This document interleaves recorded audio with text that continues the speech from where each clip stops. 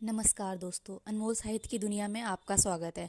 आज हम बात करेंगे बहुत ही फेमस राइटर मार्क मैनसन की book the subtle art of not giving a. यह किताब आपको एक अच्छा जीवन जीने का सामान्य से असामान्य नजरिया देगी। उदासीन लोग दुनिया से डरते हैं और अपने ही चुनावों में सिमट कर रह जाते हैं। वे धुंधलके के पीछे रहकर अपनी ही सोच के दलदल में फंसने लगते हैं और वास्तविक जिंदगी से दूर भागते हैं। ये किताब आपको उन सारी चीज़ों के बारे में बताएगी। इस बुक में 9 चैप्टर दिए गए हैं। उन 9 चैप्टर के बारे में हम बात करेंगे। आपको सुन के अजीब लगेगा, पर हाँ, पहले चैप्टर का नाम है कोशिश मत कीजिए।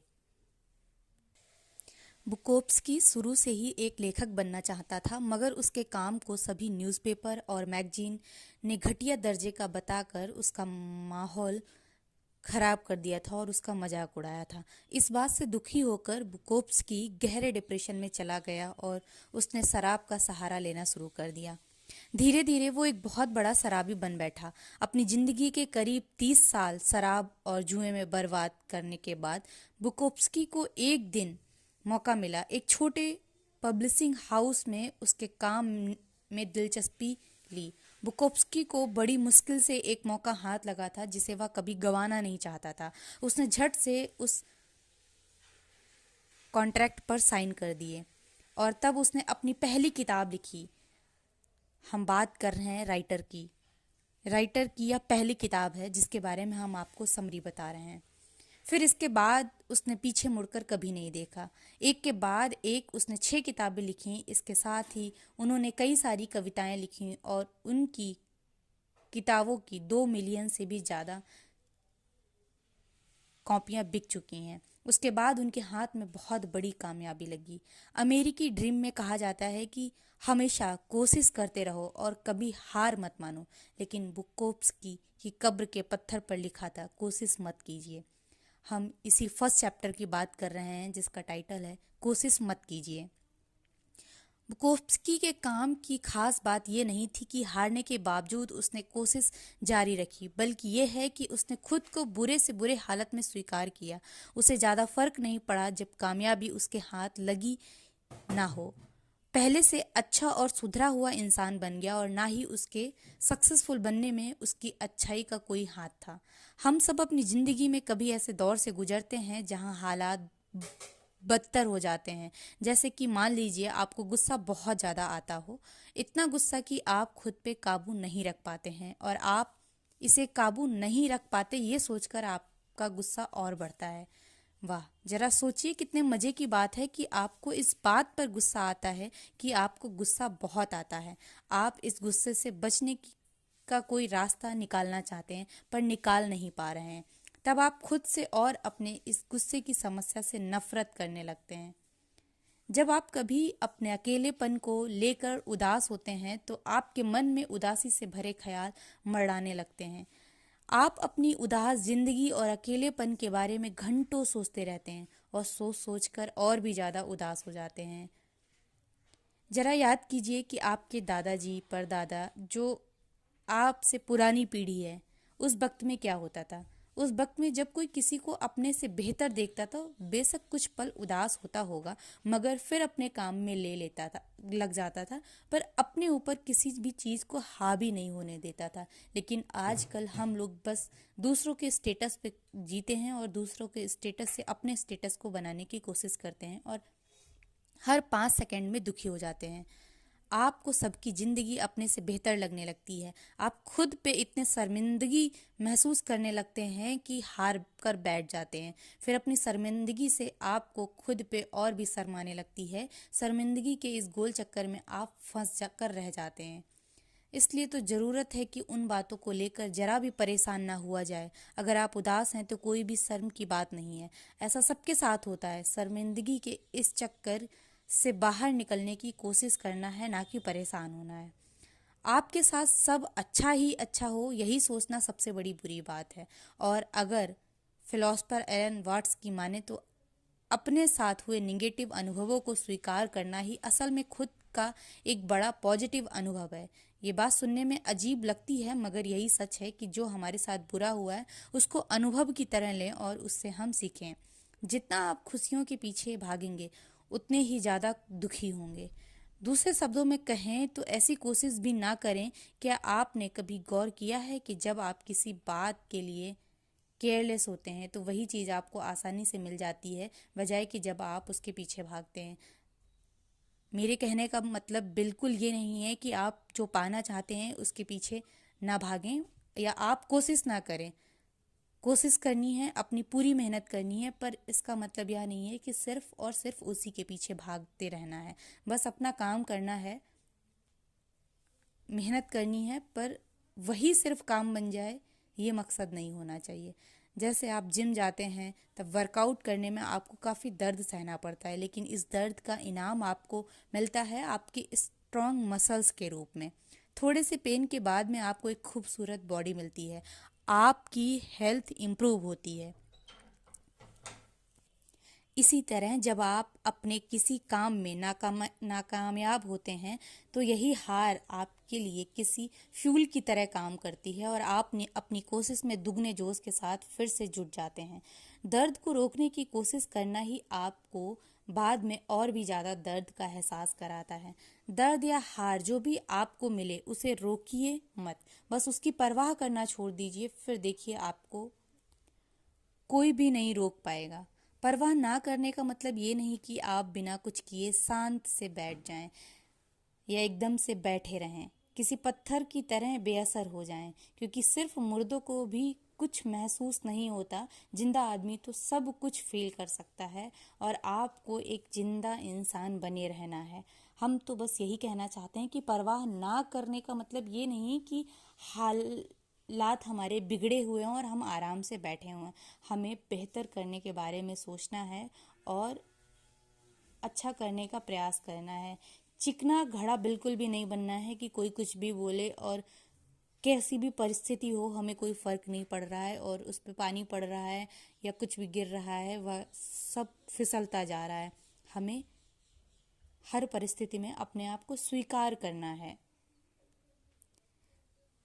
सेकेंड चैप्टर है खुशियों के पीछे मत भागिए। 2500 साल पहले की बात है। नेपाल में एक राजा हुआ करता था जो अपने बेटे से बहुत प्यार करता था और उसके लिए बड़े बड़े सपने देखा करता था। वो अपने बेटे को दुनिया की हर चीज़ देना चाहता था ताकि उसे कभी भी किसी भी चीज़ की कमी ना हो। अपने बेटे को खुश रखने के लिए उसने बहुत बड़ा महल बनवाया जिसके चारों ओर दीवारें थीं। वो नहीं चाहता था कि उसके बेटे को बाहर की दुनिया के बारे में कुछ भी पता चले। वो उसे हर दर्द हर तकलीफ से बचाना चाहता था। महल में राजकुमार के लिए हर सुख सुविधा मौजूद होने के बाद भी राजकुमार खुश नहीं रहता था। वह महल के बाहर की दुनिया को देखना चाहता था। एक दिन उसे मौका मिला और वह महल के बाहर निकल गया। अपने राज्य में घूमने के बाद घूमते घूमते राजकुमार को पहली बार दर्द का एहसास हुआ जब उसने भुखमरी और बीमारी से तड़पते हुए गरीब इंसान को देखा। उन्हें देखकर राजकुमार दुख में डूब गया। उसे अपने पिता पर बहुत गुस्सा आया जिसने उसे आज तक इस सच्चाई से अनजान रखा था। उसने फैसला किया कि वो राजपाट छोड़कर भिक्षुक का जीवन जिएगा और उसके बाद राजकुमार चुपचाप बिना किसी को कुछ बताए महल छोड़कर जंगल में रहने लगा। कुछ साल जंगल में गुजरने के बाद राजकुमार को एहसास हुआ कि उसकी इस कठिन तपस्या और भूखे प्यासे रहने से कोई फायदा नहीं है। जरूरी नहीं कि जो चीज़ तकलीफ दे हो वो आपके लिए अच्छी हो और फायदेमंद हो। उसने ये जाना कि जीवन अपने आप में एक तकलीफ है। अमीर आदमी अपने पैसे की वजह से तकलीफ में सहता है और गरीब आदमी इसलिए परेशान रहता है क्योंकि उसके पास पैसे की कमी है। असल बात तो ये है कि खुशी का कोई पैमाना नहीं होता। कुछ हासिल करने का ये मतलब नहीं कि आप हमेशा के लिए खुश रहेंगे। हम तकलीफ इसलिए सहते हैं क्योंकि इससे हमें जब खुशी मिलती है तो उस खुशी का एहसास होता है, हमारे अंदर कुछ बदलाव आते हैं और जीवन में बदलाव बहुत ज़रूरी है। हमारे जीवन की तकलीफ़ें हमें लड़ने की ताकत देती हैं। हम हर हाल में खुद को बचाए रखने की जद्दोजहद करते हैं। दर्द ही हमें सिखाता है कि हम चीज़ों पर ध्यान दें जब हम लापरवाह होते हैं। इसलिए तो खुशियाँ और सुख सुविधाएं हमेशा ही बेस्ट ऑप्शन नहीं होती हैं। कभी कभी दर्द भी ज़रूरी है। यहाँ तक कि साइकोलॉजी कहती है कि पेन भी बहुत बड़े काम की चीज़ है, हमें भविष्य के बेहतर फैसले लेना सिखाता है। खुशियाँ कभी भी बिना मुसीबतों से लड़े नहीं पाई जा सकती। दूसरे शब्दों में कहें तो परेशानियों का दूसरा नाम ही खुशियाँ हैं, क्योंकि जब आप अपनी समस्या सुलझा लेते हैं तो दुख आपके चेहरे पर झलकने लगता है। जब आप अपनी परेशानियों को सॉल्व कर लेते हैं तो खुशी आपके चेहरे पे दिखाई देने लगती है, और जब आप परेशान होते हैं तो दुख आपके चेहरे पे दिखाई देने लगता है। मतलब हमें दोनों ही पहलुओं को समझना चाहिए और उनके बारे में सोचना चाहिए, और उन दोनों पहलुओं में हमें जीना चाहिए, तभी हम एक दूसरे का एहसास कर सकते हैं। नंबर 3, आप औरों से अलग नहीं हैं। हम या आप कोई भी सब एक जैसे हैं, सबके साथ एक जैसी चीज़ें होती हैं, हर इंसान एक जैसा है। एक आदमी जिसका नाम जिमी था, हमेशा कोई ना कोई बिजनेस आइडिया सोचता रहता था। उसकी ज़िंदगी बढ़िया गुजर रही थी, वो अपने माँ बाप के पैसों पर जी रहा था। जितना वो अपने बिजनेस आइडियाज़ पर खर्च करता था उतना ही पैसा बाद में उड़ा देता था। उसका कोई आइडिया कभी भी सफल नहीं हुआ, मगर जिस तरीके से वो बातें करता था और खुद पर यकीन रखता था वो बहुत ही प्रभावशाली था। उसका ये अंदाज आपको उसका फैन बना देगा, फिर भले ही आप उसकी असलियत से वाकिफ ही क्यों ना हो। 1960 के दशक में एक ख्याल की शुरुआत हुई थी कि हम सब अलग और अपने अपने में अनोखे हैं। उस दौर में सबको यही लगता था कि वो कुछ खास हैं, मगर कुछ सालों बाद लोगों को एहसास हुआ कि असल में ऐसा नहीं है। इस दुनिया में हर कोई बेहतरीन करने के लिए नहीं बना है। फेल होना हमारी ग्रोथ का एक ज़रूरी हिस्सा है, जिससे हम सबको गुजरना पड़ता है। हर कोई अलग है, पर हर किसी की ज़िंदगी में ऐसा दिन ज़रूर आता है जो सबकी ज़िंदगी में आता है। हर समय हर किसी का दिन अच्छा नहीं रहता, और हर समय हर किसी का दिन बुरा नहीं रहता है। इस दुनिया में हर कोई बेहतरीन करने के लिए नहीं बना है। बिना किसी वजह से खुद को खासम खास समझ लेना बिल्कुल उसी तरह होगा जैसा कि एक और जिमी पैदा हो गया हो। सेल्फ स्टीम की भावनाओं के साथ एक परेशानी ये है कि ये आपकी सेल्फ स्टीम को इस पैमाने से नापती हैं कि आप कितना पॉजिटिव सोच सकते हैं, जबकि असल में इसे मापने का पैमाना आपके नेगेटिव साइड को महसूस करने की समझ होनी चाहिए कि आप अपने नेगेटिव साइड के बारे में कितना जानते हैं। अगर आपको लगता है कि बिना किसी तकलीफ को झेले आप 100% परफेक्ट हैं, तो आप कैसे अपने जीवन की परेशानियां दूर कर पाएंगे? आप अपनी सफलता के सपने ही देखते रह जाएंगे, वास्तव में कहीं है ही नहीं। जिंदगी बेहतर कैसे बनाई जाए, इसके लिए बजाय कुछ करने के आप सिर्फ सोचते रहेंगे तो कुछ नहीं होने वाला है। कई बार हमारे जीवन में कुछ परेशानियां ऐसी होती हैं जिनका कोई हल नहीं सूझता, तब हम खुद को अलग महसूस करने लगते हैं, या तो बुरे या फिर अच्छे ढंग में। हमें लगता है कि या तो हम बेस्ट हैं या बहुत बुरे हैं। बहुत से लोग ऐसे मौक़ों पर अच्छाई और बुराई के इन दो एहसासों के बीच झूलते रहते हैं। हालांकि सच यह है कि ऐसी कोई परेशानी पर्सनल प्रॉब्लम नहीं या सिर्फ आपके साथ ही घट रही है। ऐसे कई और लोग होंगे दुनिया में जो बिल्कुल आप ही के जैसे हालत से जूझ रहे होंगे। ऐसे सोचने से बेशक आपकी तकलीफ कम नहीं हो जाएगी, मगर आपको ये ज़रूर पता चल जाएगा कि आप औरों से अलग नहीं हैं। आजकल ये बहुत आम हो गया है कि अक्सर स्पीकर्स को फेन स्पीकर्स को बैन कर दिया जाता है या फिर स्कूल की करिकुलम से किताब से हटा दिया जाता है, क्योंकि उनसे किसी की भावनाओं को ठेस पहुंच जाता है। ऐसा करना एक तरह का खुदगर्जी है। ऐसा नहीं होना चाहिए। कोई भी स्पीकर है, कोई भी ऐसा इंसान जो हमें ज्ञान देता है और उसके साथ में अगर कई एग्जाम्पल बताता है, हो सकता कि वो अच्छे बुरे हों, पर उसका मतलब हमें पॉजिटिव सोच की तरफ ले जाना होता है, तो हमें ऐसे लोगों को सुनना चाहिए और आगे बढ़ाना भी चाहिए। 4 चैप्टर है कष्ट सहने का महत्व। हर दिन एक जैसे नहीं रहते हैं। हर किसी को अच्छे दिन और खुशहाल मौसम पसंद होते हैं। अगर मान लीजिए कि हमको ये दिन नहीं मिलते हैं, तो क्या हम हमेशा परेशान रहेंगे या सिर्फ मौसम को या फिर समय को कोसते रहेंगे? मान लीजिए जिम जाने से आपकी बॉडी नहीं बन रही है, तो क्या आप रुक जाएंगे, बल्कि लगातार कोशिश करते रहेंगे। शुरू में कष्ट होगा, लेकिन 1-2 साल बाद आप खुद पर गर्व करेंगे। कोई भी कॉम्पिटिटिव एग्ज़ाम देना हो तो हर दिन हर रात हम लोग मेहनत करते हैं, पर अगर कोई एग्ज़ाम नहीं निकला तो इसका मतलब यह नहीं है कि हम उस एग्ज़ाम को छोड़ देंगे या आगे उस एग्ज़ाम की तैयारी करने की कोशिश नहीं करेंगे। गाड़ी, बंगला, महंगी चीज़ों से खुशी मिलती है, पर इन चीज़ों से हमेशा खुशी नहीं मिलती है। इसका मतलब यह नहीं कि आप इन्हें पाने की कोशिश ना करें, ज़रूर करें, लेकिन इन चीज़ों में वैल्यू ऐड कर दें। इसका मतलब कि दूसरों की भी हेल्प करें, हम्बल रहें, चैरिटी करें, ईमानदारी से कमाएं और दूसरों की मदद करें, दूसरों में भी खुशी ढूंढने की कोशिश करें। खुद को हमेशा सही ना माने, हर आदमी गलत हो सकता है। दूसरों के विचार भी सुने, अपनी गलती होने पर माफ़ी मांग लें और गलती में सुधार करने की कोशिश भी करें और दूसरों से सॉरी भी बोलें। पॉजिटिव सोच रखें, हर चीज़ को कंट्रोल करने की ज़रूरत नहीं है, लेकिन यह यकीन रखें कि समय एक जैसा नहीं रहता। सर्दी के बाद गर्मी आती है, रात के बाद दिन। हर समय खुशी की उम्मीद ना रखें, कभी किसी चीज़ की कमी हो तो भी संतुष्ट रहें, बस अपना काम करते जाएं, ना कि अपने भाग्य को कोसने बैठ जाएं।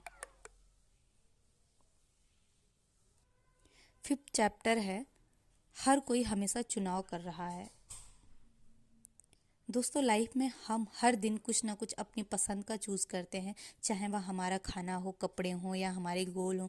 जब तक हम अपनी पसंद की चीज़ों का चुनाव कर पाते हैं तब तक हम खुश रहते हैं। जब हमें अपनी पसंद की चीज़ नहीं मिलती तो हम बहुत जल्दी दुखी हो जाते हैं।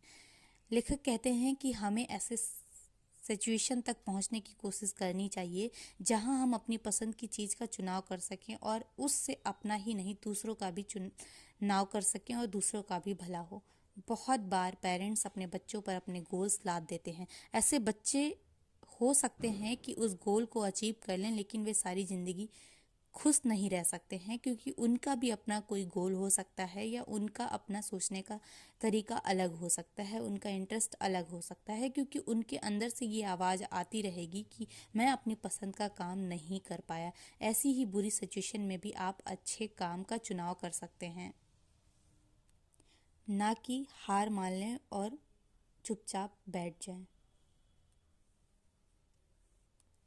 चैप्टर 6 है, आप जो भी सोचते हैं वह गलत भी हो सकता है, ज़रूरी नहीं कि हमेशा सही हो। अधूरी यादें अपने आप में एक मुसीबत हैं। आप किसी चीज़ पर पूरा यकीन रखते हैं, पर वो बात झूठ निकलती है, क्योंकि वो एक झूठी याद होती है जो आप अपनी यादों में समाये रखते हैं। जब आप किसी से प्यार करते हैं तो सारी ज़िंदगी उसके साथ बिताने के सपने देखते हैं।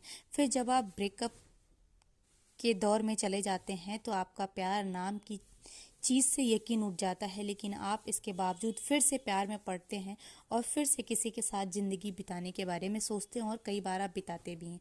असल में हम सब चीज़ों को लेकर कभी ना कभी गलत होते ही हैं और इसे स्वीकारने में शर्म नहीं करनी चाहिए। ये तो सबके साथ होता है, हम सोचते कुछ और हैं, होता कुछ और है, और देखा जाए तो इससे एक तरह की सीख ही मिलती है हमें। पुख्ता यकीन हमेशा ही विश्वास यानी ग्रोथ का दुश्मन ही रहा है। कुछ नया सीखने के लिए हमें अपनी इम्परफेक्शन को एक्सेप्ट करना ही होगा। अगर हम मान लेंगे कि हम परफेक्ट हैं तो कुछ भी नया नहीं सीख पाएंगे, हम अपने ही दायरे में सिमट कर रह जाएंगे। जैसे उदाहरण के लिए साइंस में कुछ भी पुख्ता नहीं, यानी साइंस किसी भी चीज़ के लिए ठोस यकीन नहीं रखता है। हर बात की संभावना ज़रूरी होती है, और अगर कोई चीज़ यकीन से कही जाए तो उस पर भी कोई ना कोई डिबेट की गुंजाइश होती है। जब आप पहली बार किसी चीज़ का एक्सपीरियंस करते हैं तो कभी भी यकीन के साथ ये नहीं बोल सकते हैं ये पॉजिटिव है या ये नेगेटिव है। हो सकता कि आप जिसे अपनी ज़िंदगी का सबसे बुरा अनुभव समझ रहे हो, असल में वो आपके लिए सबसे पॉजिटिव एक्सपीरियंस साबित हो। बेशक आपको उस वक्त बहुत बुरा लगा होगा, मगर आपकी भावनाएं वक्त के साथ बदलती हैं और आप कभी भी उन पर पूरी तरह यकीन नहीं कर सकते हैं। किसी भी चीज़ में परफेक्शन या पूरी यकीन होने से ज़िंदगी का मज़ा ही चला जाता है। चैप्टर 7, असफलता ही आगे बढ़ाती है। फेल होने से आप एक कदम आगे बढ़ते हैं। बहुत से लोग पहले ही प्रयास में सफल हो जाना चाहते हैं। कुछ लोग एक बिजनेस शुरू करते ही सारी सीढ़ियों को पार करना चाहते हैं। अगर फेल हो जाएं तो हमेशा के लिए शांत होकर बैठ जाते हैं। सफल आदमी ऐसा नहीं करता, वो धीरे धीरे ही सही लेकिन लगा रहता है। कई बार फेल होने के बाद भी वो सफल हो जाता है। अपने आपने साइकिल तो चलाई होगी, क्या एक बार में ही चलाना सीख गए थे? बिल्कुल भी नहीं। हमको बहुत टाइम लगा था साइकिल चलाने में, और जब हमने चलाना सीख भी लिया था तो फिर हमें लगा कि अब हम नहीं गिरेंगे, पर कई बार गिर जाते हैं, फिर से चलाना शुरू करते हैं पर रुकते नहीं। यही सेम चीज़ हमें याद होगा अपना बचपन, जब हम लोग लिखना शुरू करते हैं तो एक ही बार में शब्द को पूरी तरीके से बनाना नहीं सीख जाते हैं, टाइम लगता है। और जब हम बना लेते हैं उसके बाद भी हमारी गलतियाँ होती हैं, हमसे कई बार गलतियाँ होती हैं और टेढ़े अक्षर अब तक कई बार बन जाते हैं। पर इसका मतलब ये नहीं कि हम लिखना बंद कर दें या आगे बढ़ना बंद कर दें। चैप्टर 8 जो सबसे महत्वपूर्ण है, ना कहने का महत्व। कई बार हम सोचते हैं कि हम अगर लोगों को किसी काम के लिए मना कर देंगे तो वो नाराज़ हो जाएंगे या गुस्सा हो जाएंगे या हमसे बात नहीं करेंगे, पर हमें ना कहने का महत्व समझना चाहिए, इसलिए कि हम अपने महत्व को भी समझ सकें। जब हमें कई बार लोग काम करने के लिए बोलते हैं और हमारे पास समय नहीं होता है या हमारे पास कुछ हमें अपना बहुत महत्वपूर्ण काम करना होता है, तब हम लोग बहुत असमंजस में पड़ जाते हैं कि हमें हाँ करना चाहिए या ना करना चाहिए, और हम उस काम को करने की हाँ कर देते हैं और उस चक्कर में हम अपना काम भी छोड़ देते हैं, जबकि हमारा काम दूसरे के काम से कहीं ज़्यादा महत्वपूर्ण हो सकता था। इसलिए क्योंकि हमने उस काम को अपने आप किया और सामने वाला व्यक्ति उस काम को खुद से करने का प्रयास कर सकता था या बाद में भी कर सकता था, पर वह दूसरे के ऊपर डिपेंड होने की वजह से खुद प्रयास नहीं किया। इसलिए हमें अपने काम को महत्व देना चाहिए और ना कहने की आदत को गलत नहीं समझना चाहिए। इससे हमारी मेंटल हेल्थ पर बहुत प्रभाव पड़ता है। दूसरा आदमी भी हमें कमज़ोर समझने लगता है और हमेशा मदद मांगता रहता है, खुद वो कामचोरी करता है। तो आगे से ना करना सीखें और इसके लिए गिल्टी भी महसूस ना करें। अगर किसी का बहुत ज़रूरी रीज़न है, बहुत महत्वपूर्ण काम है, तो उसको ज़रूर करें। ऐसा नहीं कि हमेशा मना कर दें, पर काम को महत्व दें और काम की महत्वता को समझें।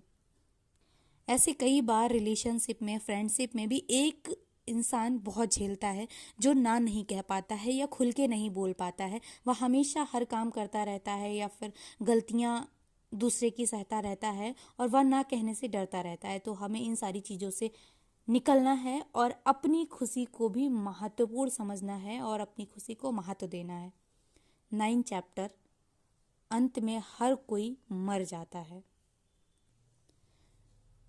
दोस्तों, सब लोग अमीर बनना चाहते हैं, सब लोग बड़ा इंसान बनना चाहते हैं, सफल इंसान बनना चाहते हैं और उसी की भाग दौड़ में जी रहे हैं। कभी आपने सोचा है कि जिस सफलता के पीछे आप भाग रहे हैं उसे पा लेने के बाद क्या होगा? क्या आपकी आयु बढ़ जाएगी? क्या आप हैंडसम हो जाएंगे? क्या आप जवान हो जाएंगे? क्या आप दुनिया के सबसे खूबसूरत हैंडसम जितनी भी अच्छाइयाँ हैं, जितने सुंदर टैग हैं, वो सारे आपको एक साथ मिल जाएंगे? बिल्कुल भी नहीं। इन सब का उत्तर ना है। वास्तव में हर दिन हम अपनी मौत की तरफ जा रहे हैं, इसलिए हर दिन को अच्छे से जीना चाहिए। जिए तो ऐसे जैसे आज ही अंत है, सीखे तो ऐसे जैसे जीवन अनंत है। हमें इस तरह से जीना चाहिए।